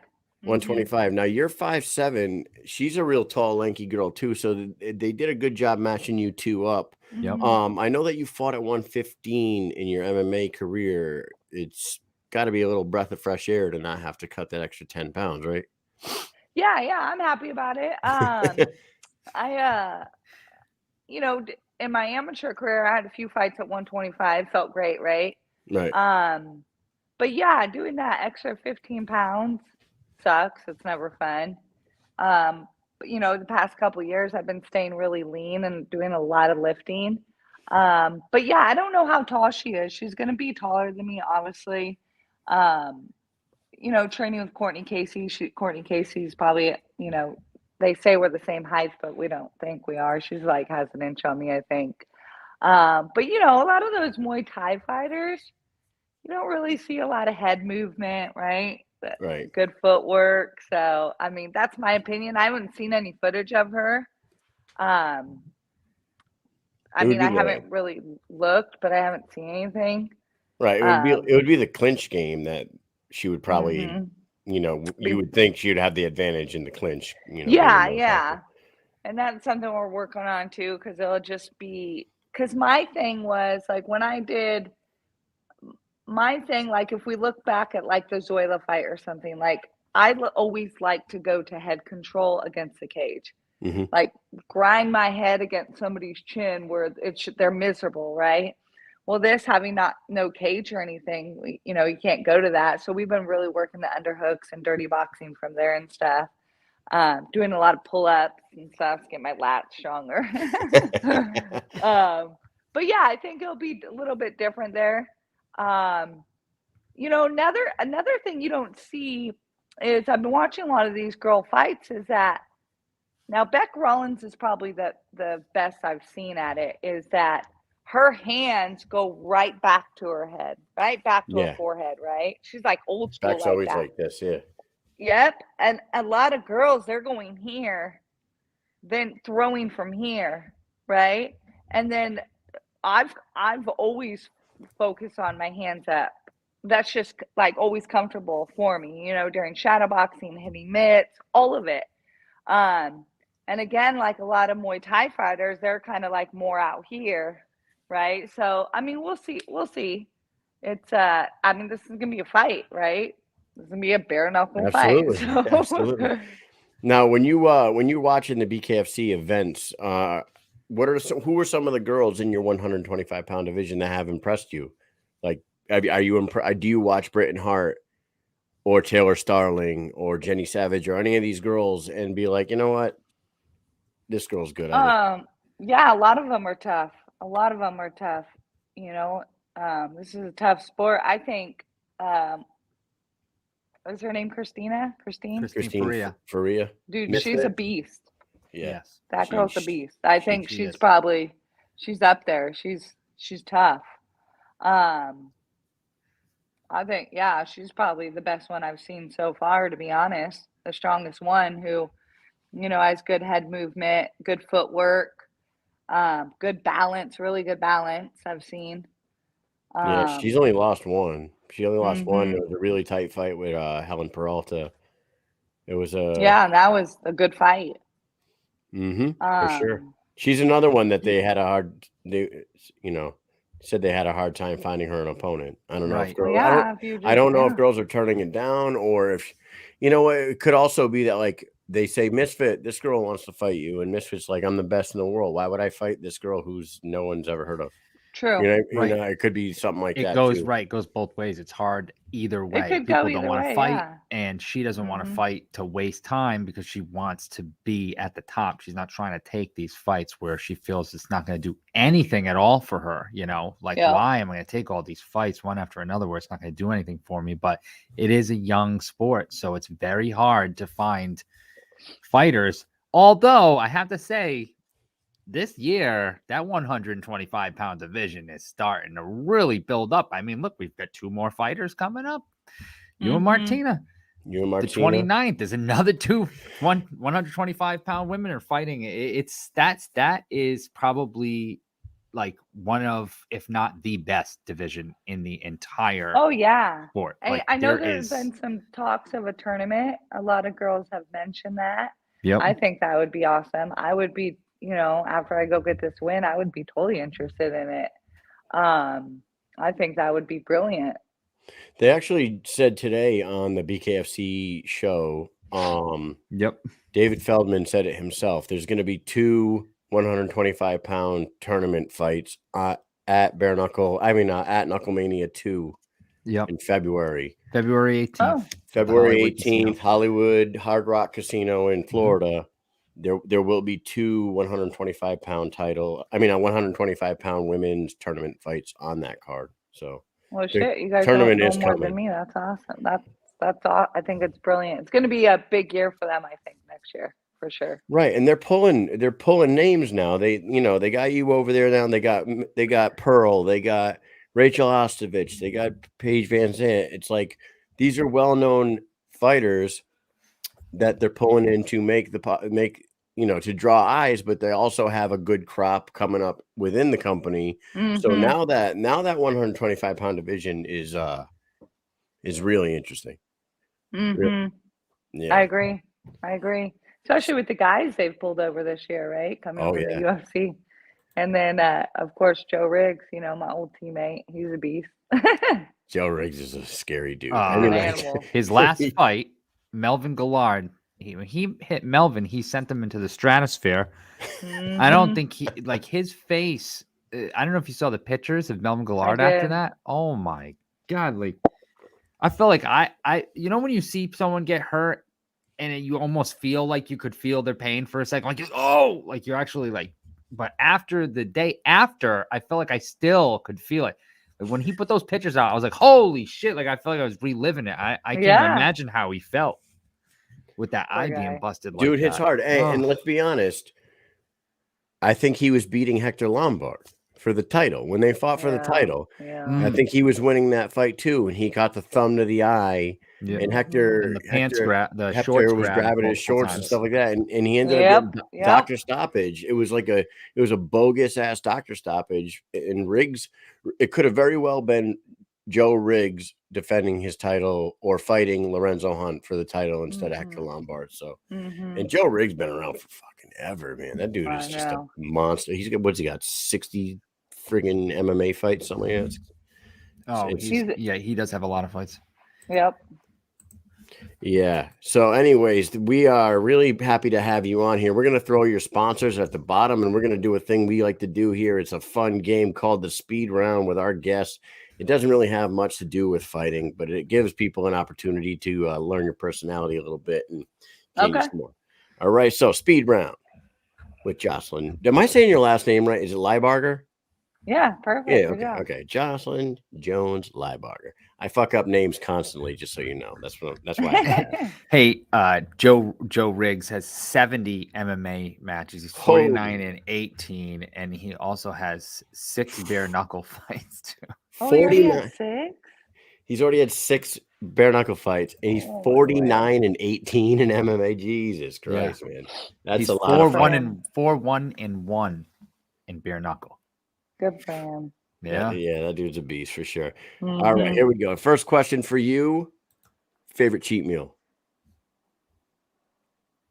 I know that you were in the Dolce. You were. Do you still do the Dolce? Yeah, I still work with Mike Dolce. Yeah, Mike Dolce. Yeah. So if you're gonna cheat, what are you doing? If I'm gonna cheat, I'm gonna go to this restaurant called North Italia and get the pasta short rib. There you go. See, she knows. Awesome. She knows. Good. I knew you knew. I knew you would know what your cheat meal would be for sure. Number 2.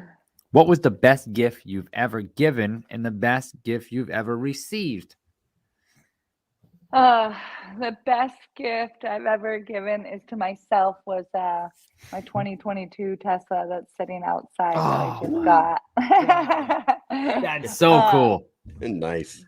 That's to myself. Well, you know what? You kind of received that one as well, too. Yeah, that's what I'm thinking in my head right now. Yeah, that's it right there. I worked hard for that. There you go. Screw everyone else. No, all your presents suck. Sometimes I gotta take care of myself. You know, you get to a point in your life as an adult, like when you could buy something like that for yourself, and you're like, "Holy shit, I have that now," and I earned that shit. Yep. You know what I mean? Like I love that kind of stuff. It felt really good when it got delivered. Like I was very happy. Yeah. It's fantastic. Outstanding. Number 3, have you ever lied or faked sick to get out of attending a Christmas party? No. No. Nope. Are you lying? I'm not lying, and I mean I wish I have, because I'm not a huge fan of Christmas, to be honest. Oh, then the next question is going to be perfect for you. Okay. Number 4, Mike. What's your least favorite Christmas song? All of them. All of them. All of them. When you were just listening to Kaleb Harris, were you going, this mother? I was just like this. You're like, this dude, man. This guy. I'm just kidding. There's some good ones in there. Like some Christmas songs don't even like actually sound like Christmas songs. You know, if they didn't say Christmas, it'd be like, oh, you know, that's not that bad of a song. Oh, you mean like Christmas in the Ghetto by Master P and C? Yeah, yes. When he talk about having to sling extra crack in that song so they could buy Christmas gifts. Yeah, there's nothing wrong with that. I mean, you got to do what you got to do. Got to sling that shit. You have to. Right? Last one. Here we go. Number 5. How many I actually looked up your birthday. You have the most extensive list of famous people that share your birthday. Do you know who any of them are? Dude, when you tell me right now, I'm gonna be like, oh yeah, because there's a shit ton on 10 in that one, right? Like, okay, yeah. I'm gonna pull it right up real quick. I had it all queued up, and I there's so many. There's like October 4th is your birthday, right? October 4th. 10-4 over and out. 10-4 over and out. Okay, here we go. It's like you got Alicia Silverstone, Dakota Johnson, Liv Schreiber. You got Charlton Heston, Russell Simmons. Wow. There's I don't know. There's some guy named the Rich Homie Quan. It's like Christopher Waltz from Inglourious Bastards, Susan Sarandon, Derek Rose, Shania Twain, Rachel Lee Cook. I'm like, I was looking at this shit because this is the kind of dumb stuff that I do when I'm like no, that's awesome. Prepping, and I'm like, man, there's way more. There's way more. And there's just so many people in October in general. It's crazy. So that means that your parents and all their parents were banging out at Valentine's Day, right? Is that what? Yep. That's what I always think in my head. That always pops in my head. That's awesome. Hey, I saw you at the Chargers game the other day. What was that thing that you were doing? What was that? Dude, the Chargers had us up there. Me and my twin sister up there. So a couple years ago, I became you guys know Sean Merriman, how he started a fight promotion, Lights Out, right, in California. So me and him always just hit it off a few years ago because I'm a diehard Charger fan, and we go back and forth on Twitter. He's a couple years ago, he even put me on will call for me and my wife to go watch the Charger and Raiders for my birthday. So I've kind of always, I stay really active on Twitter with the Chargers and stuff, right? So when we went down there, it was me and my twin sister and my dad, and there's something called Thunder Alley for tailgating. Well, first we went down there, and it's just, I'm talking, it is crazy. And then we helped out with the Toys for Tot drive. Thousands of toys, everybody donated, so that was awesome. Then we got to meet LT, right, LaDainian Thompson, right, and then it was just was insane. So then the Chargers had us up there and do the third down stuff.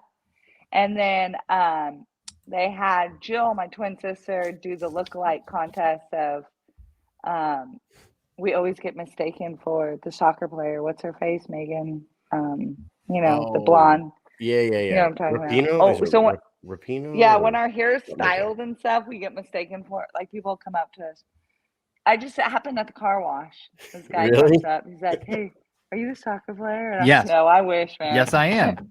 Right? You're supposed to say Olympic yes. gold- We're gonna practice this. Olympic Get a gold free medal. car wash. Here's no, a 1-year car wash coupon. We had a blast. We had so much fun. No, I saw the Chargers were awesome, and it was a good time. You posted this picture with you and LT. Yep.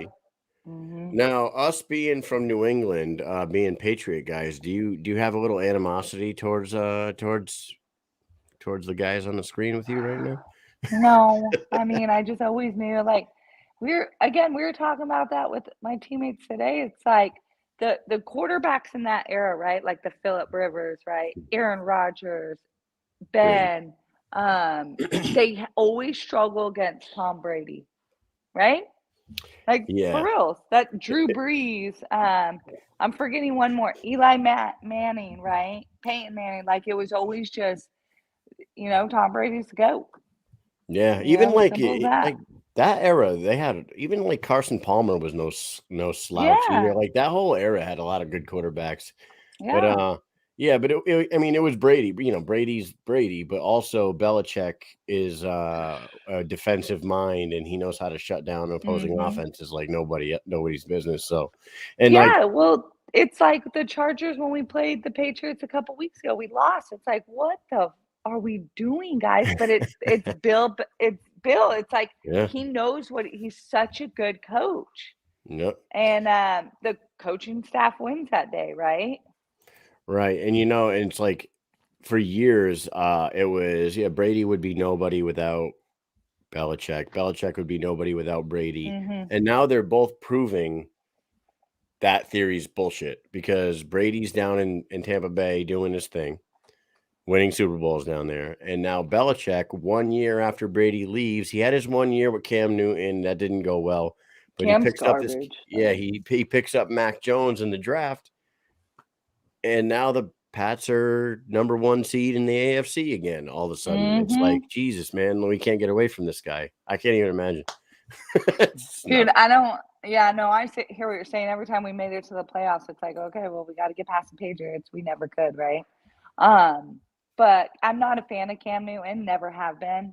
I'm glad he went back to Carolina and losing. Ever since he made that stupid comment when he was playing for the Panthers the first time during a press conference, he made a stupid comment to a female reporter, telling her what does she know about sports? She's a woman. And like after that, first I was so into his hats. I'm like, man, I was even looking up where he got his hats from, who made them, right? Yeah, I was a fan. I always liked that he chewed the same color gum as the Carolina uniform, right? And I was just like, when he made that comment, I was just like, this mother. And he has a daughter. And then like a week later, he came out and just apologized, saying, how he has a daughter and you shouldn't have made that comment. Because what if your daughter wants to cover sports? Yeah. You tell her she can't, So ever since then, I've lost respect for the guy. Well, Cam's given a lot of people a lot of reasons to not like him. So, I mean, that's just one of many things that guy's done throughout his career. But for sure, man, thanks for coming by here and talking fights, but also talking some football with us and getting to know us a little bit. We're really looking forward to seeing you fight January 29th against Martyna Krol. Take a minute and just shout some people out if you want, and then we'll let you get out of here. Yeah, you guys, thank you for having me. Again, thank you both for your service. And I just want to shout out to everybody at the MMA Lab and all my teammates. And I'm excited for January 29th. So I'll talk to you guys soon. All right. We'll be tuned in. All right. Go Chargers. Yeah. All right. See you later. Bye. Later. All right. That was Jocelyn Jones-Lybarger. I would say, go Chargers. That's how I would say it. Go Chargers. Go Chargers. Go Chargers. You know what? I got nothing but love for the Chargers this year. Even though I'm not a Charger guy, of course, I'm a Patriot fan. But what about Junior Seau, you know? I love Junior Seau. I like Sean Merriman too back in the day, and I also like Damian Tomlinson. But Keenan Allen and Keenan Ivory Wayans. Keenan Allen and Austin Eckler have done some good for me this year. Mike, before we get out of here, we have some business to attend to. It's Thursday night. Ladies and gentlemen, don't turn the show off yet. We got everybody's favorite Thursday night segment. Oh, Stunad of the Week. Hey. The gas is on the right, you Stunad. You could take a right on red, you fucking Stunad. Anyways, we got some good ones today. We got 4 nominees for Stunad of the Week. One of them happens to be a friend of ours. First and foremost, a friend of ours. We got Jake Paul, and I put him on there because I am not knocking what this kid is doing at all in boxing, right? Not knocking it at all. He's doing his thing. He's making his money. But the fucking problem child chain, the fucking ski mask at the press conference, that stupid ass belt that he's got draped over his freaking shoulder for the most valuable boxer. I just get annoyed as hell with that shit. So I think he's a fucking Stunad. Mike, you want to take the next one? Well, yeah, I can do that for sure. Our buddy that you see there, his name is Dan. His last name is Stevens, and he's from BW Sports 1. And today, he said something that I thought was a little silly, and I think Kyle agreed with me. And I was hoping he would be here right now so we could bust his balls a little bit. But what the person that he was writing to in the comments on that fucking post today is in the comments right now, Mr. Howie Atherton. Yes. Go ahead. Tell him what Mr. Dan Stevens said today. He basically said that Julian Lane versus Mike Perry is uninteresting. Who would be interested in that fight? That's not interesting at all. Well, tell me who. He actually said that was a bit funny. Yeah, he actually said, I know it's up to your own opinion, but who'd be interested in that fight? He says, who wouldn't? Dan Stevens, you Stunad, who wouldn't be? Who wouldn't be interested in a Mike Perry, Julian Lane, let me bang, bro, fucking throwdown? You crazy? They're both fucking psychopaths, right? They both fight literally as fucking crazy. Like they never back off. It's gas pedal to the floor, bloody knuckles everywhere. They just got in a goddamn fight at an event the other day when Lane was calling him platinum pussy and throwing fucking cards in his face. Perry punches him. Who wouldn't be interested in that? And he could say that nobody's interested in Mike Perry, but you know what? Mike Perry fucking draws numbers. He's got 600,000 followers on Instagram. He's fucking gone. He's got a fight of the night against Vicente Luque. He's got fucking wins over Paul Felder, Cowboy Oliveira, fucking Jake Ellenberger. Come on. He cannot be. I'm going to give. Okay. Let me take that off the screen for a second. Mike, was he being serious? Was he being serious? I don't or know. Is he fucking with us? I don't know. I just don't really know. I was wishing that he was going to be here because sometimes, he's here in the comments. Yeah. I really cannot believe that he would actually, he and anybody that liked his comment on there, you're a bunch of Stunads too. You guys do not believe that comment. You would be interested. You would be interested in Julian Lane versus Mike Perry. Do not lie to yourself. Do not lie to the people. That is an interesting fight. That is a violent fight. That is two fucking uncaged animals that are going to go in there and one of them is going to try to kill the other one. Get the fuck out of here. That's not interesting. Stunad. Okay. So anyways, I'll move on to the all the way right side of the screen. His name is Jackson Mahomes. He is Pat Mahomes' little brother. Now, Jackson Mahomes is a Stunad of Stunads. He is a fucking clout chasing little pretty boy who plays he pulls the "Do you know who I am" card because his brother is Pat Mahomes, right? So he made some news recently. He went to this restaurant in Kansas City and he had a huge crowd of people, like a big group with him. The restaurant tells him, "We don't have the seating for you unannounced, like you don't have a reservation. We didn't expect to have such a large crowd. We cannot seat you." This kid throws a hissy fit, stomping his feet, saying, "Do you know who I am? My brother is Pat Mahomes. I'm Jackson Mahomes. You need to seat me and my friends." So the restaurant told him, "No, get the fuck out." Basically, this kid goes online and publicly fucking smashes this restaurant for not taking care of him because of who he is. Motherfucker, you ain't nobody, dude.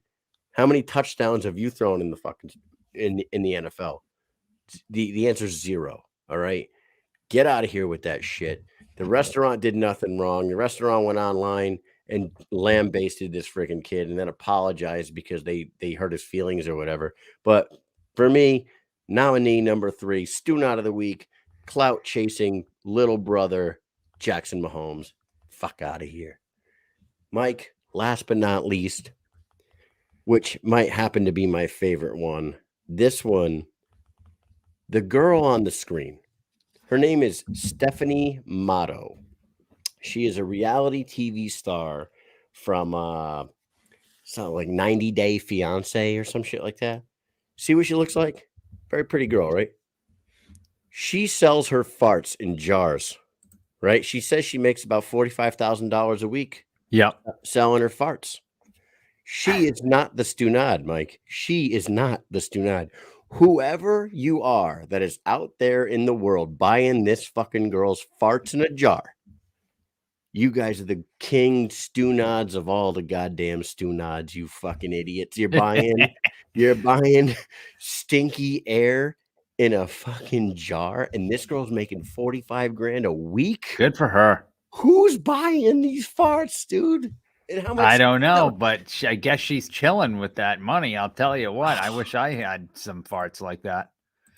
Not her farts, but I wish I had farts I could sell. I mean, geez, I waste a ton of them all the time. What do you think her diet is, Mike? What do you think? I don't know. What do you think her diet is to keep up with the fart demand? There's no real farts in that jar. It's fake. Come on. It's a jar full of air that was in there when she bought it. And it's so stupid. I swear to God, I saw this article and I read the article and I'm like, this has got to be the dumbest shit I've ever heard in my life. And she's not the dumb one, dude. Not the dumb one. She figured, people buying it. Look at what I look like. I'm going to tell these fools out there, these Stoonads, that I am jarring up my toots. So jarring up I got in touch with Dan. I guess sent him an invite because I want him to come on to fuck around. Yes. Is he coming? But he's still not feeling 100%. Obviously. But he's in the comments right now, and he said, interesting. I see my pick. Right, so because I was like, come on and defend yourself. He said, defend about what? So, oh man, you have come to defend yourself against. I'm here now, Dan. You are not our Stoonad of the week, but you did something today that made us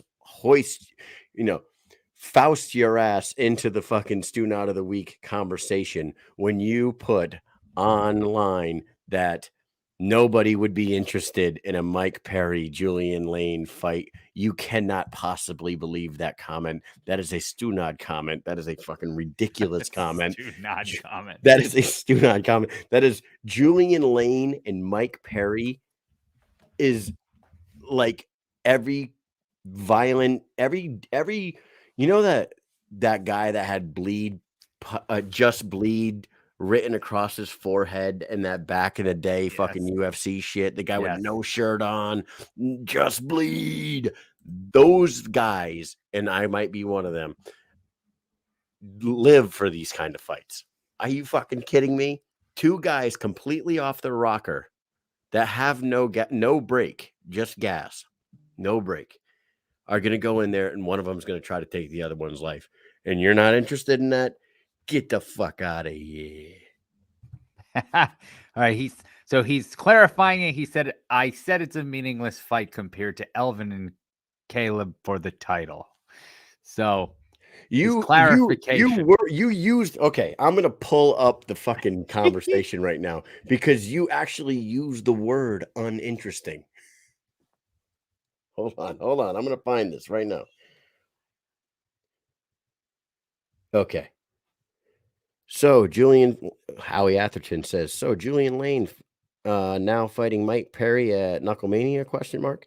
And then Dan Stevens says, who cares? LOL. It's a meaningless fight, honestly. Where did he say? Yeah, what's intriguing about it? That's what you wrote. What's intriguing about it? Tisk tisk. Yeah. I just got told to quiet down by my wife. Tell me what you meant by the comment. What is intriguing about it? What's not intriguing about that fight, Dan Stevens? Come on. It's not intriguing? Come on. Fucking I'm just saying. Anyways, I think it was the medication that they gave Dan. I'm telling you, meaningless. It's maybe it is meaningless when it comes to like titles and whatnot, but meaningless, no way. Not in a combat sport. This is what combat sports fans like live for. That is like every fucking combat fan's wet dream. So, anyways, we will strike you from the record here. You are not the student out of the week, even though I feel very. You have atoned for your sins. You have atoned for your sins, Mike. Okay, Jake Paul. I just threw him up there because he's just a student.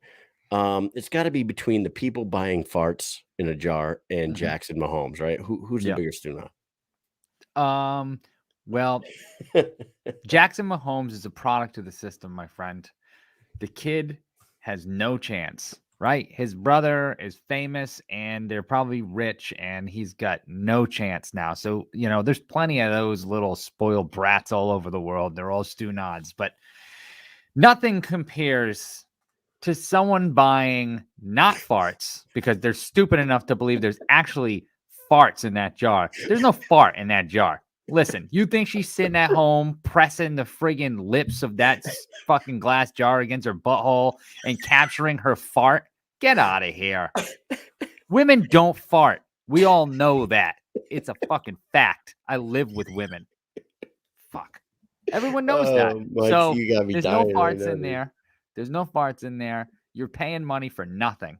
You could go to fucking Hobby Lobby and go buy them fucking things for like, 3 for $1 or something, and you're paying fucking $45,000 for a no fart jar. All right, so this week's student out of the week is Joe Ivy. As Joe Ivy says, it's the Dirty Air Boys. The Dirty Air Boys. You guys, and not Dan Stevens. We love you, Dan. We love you, Dan. We love you. We're glad you're doing well.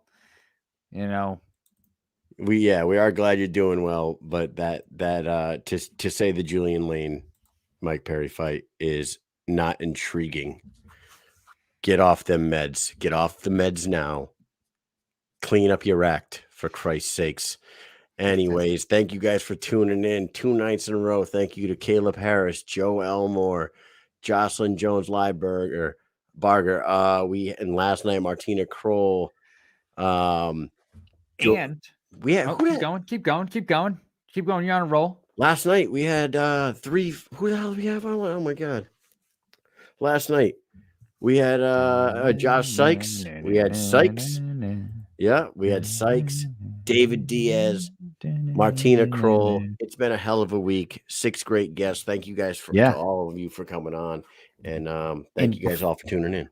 And before we take off, remember tomorrow night. Oh yeah, BYB 8. And we got our girl on there, Sarah Click. She's going to be fighting for that lightweight championship. So make sure you tune in and give it a look-see. Bare-Knuckle, support the Bare-Knuckle world, the Bare-Knuckle fighters, everybody who's out there putting on a show to make our Friday nights better. and they put it all on the line. Is I Gamebred? I love this goddamn sport and Gamebred. Yes, Gamebred's tomorrow as well, right? yes. Same night. Is it tomorrow? Let me just Or look is real quick Gamebred before I said Saturday? yes, but you want to know what a lot of things been happening. Because you got, and is the Derek and December Derek 17th, which is tomorrow. So that is also on. Hey, you got BYB tomorrow night. Yes. You got Gamebred tomorrow night. You got Jake Paul versus Tyron Woodley 2 this weekend. Yes. And isn't Sakai? No, Chris Dawkins versus Derek Lewis this weekend as well. Oh my Lord! What? Yeah, Chris Dawkins versus Derek Lewis. You got Cub Swanson versus fucking.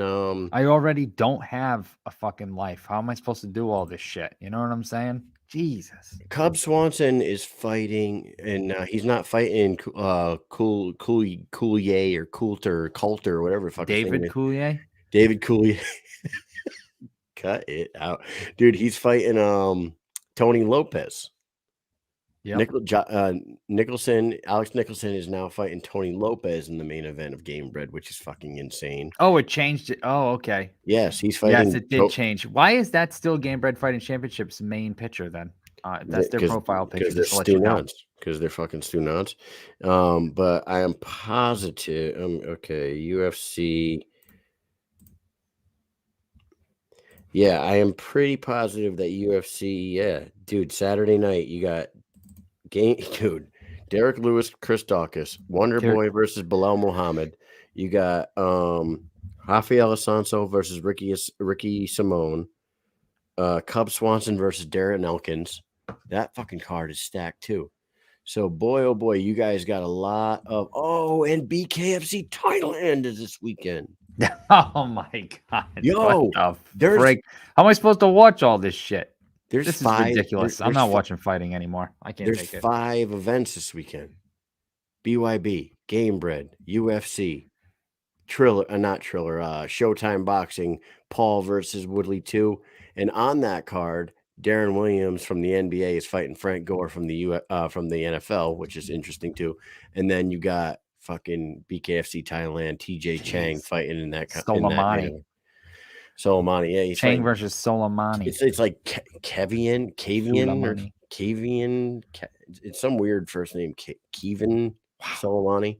Holy smokes! So dude, you keep up with this shit. Yeah, you know what might be the most entertaining one is BKFC Thailand with John Nutt running around if he has anything to do with that show. Oh yeah, if he's there, he's stealing the show. I don't care who does what. I don't care if there's like the craziest fight you've ever seen. As soon as John Nutt steps in the ring, all eyes on him. Boy, man, what a wild fucking weekend of combat sports we got. Holy shit, man. Good luck getting some sleep this weekend, everybody. With that said, Mike, I want to thank everybody for tuning in this week. As always, our loyal followers, we love you guys. Shout out to BKFC for giving us some love today on their podcast as well. Sosha and Brazis, those guys, Evan Centaur, those guys are good dudes. And shout out to Dan because we busted his balls a little bit. Check him out on BW Sports 1. Yeah. Hopefully be getting back on there and getting some stuff out for his channel now that he's back home. With that said, Mike, peace.